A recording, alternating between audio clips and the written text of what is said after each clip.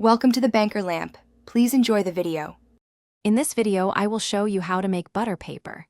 This simple guide will help you create a non-stick surface for your baking needs. First, gather your essential materials: a roll of parchment paper, a small mixing bowl, and a clean pastry brush. Make sure your butter is unsalted and softened to room temperature. You will typically use about 2 tablespoons of butter for each standard sheet of paper. The key to successful butter paper is properly softened butter. Let your unsalted butter sit out at room temperature for approximately 30 minutes until it is soft but not melted.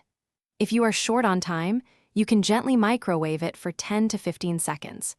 Be careful not to melt it into a liquid, as this will prevent it from adhering correctly to the paper.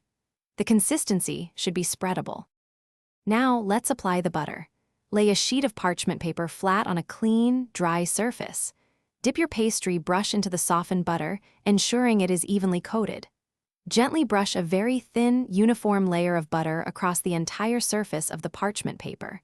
Make sure to cover every inch, including all 4 corners, for optimal non-stick performance. A light touch is best here. Once buttered, allow your paper to air dry for at least 15 minutes. It should feel slightly greasy but not wet or sticky to the touch. This drying time ensures the butter sets properly. To store, keep your homemade butter paper flat in a cool, dry place, away from direct sunlight. It is perfect for lining baking pans, separating cookies, or wrapping delicate items. Enjoy your versatile creation. Thanks for watching. If this was helpful, leave a like and consider subscribing. See you next time.